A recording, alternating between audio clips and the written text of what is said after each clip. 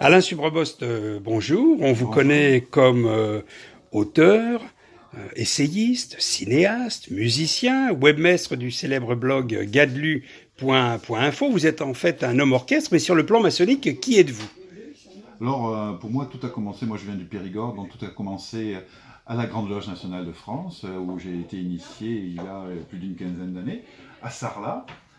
Ensuite, j'ai fait une petite pause de 4-5 années dans lesquelles j'ai écrit les premiers ouvrages, là, les petits manuels d'éveil et de pratique maçonnique, et ces deux ouvrages-là, et ainsi qu'un ouvrage que j'ai fait avec l'acteur Pierre Richard, qui est sur la voie du prophète, hein, à partir du prophète de Khalil Gibran.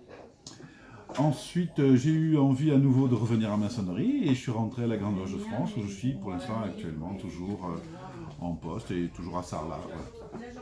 Alors, votre dernier ouvrage, L'art royal révélé, Mhm. finalement, qui porte comme sous-titre le développement personnel symbolique, quelle a été sa genèse finalement?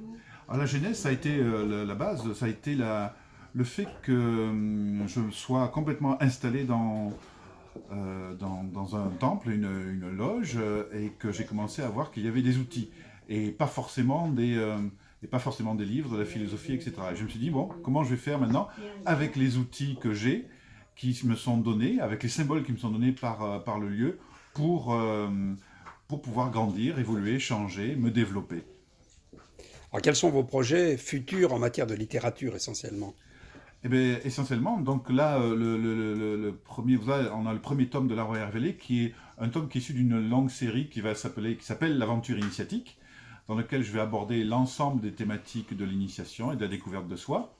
Donc le prochain tome qui va sortir, ça sera plus le développement impersonnel, on va dire. Si là, dans ce tome-là, je suis dans la construction de la personne, l'adaptation à des projets, la création de projets, etc. Dans le deuxième tome, je vais plus développer la partie spirituelle, la déconstruction de soi, pour arriver à l'éveil, au centre de soi. Voilà. Merci Alain de cette interview pour le Facebook de la GLNF. Merci aussi à la librairie d'Etrade de nous avoir accueillis dans ces merveilleux locaux de la rue Cadet. À Eh bien, très merci bientôt. à toi, Lionel.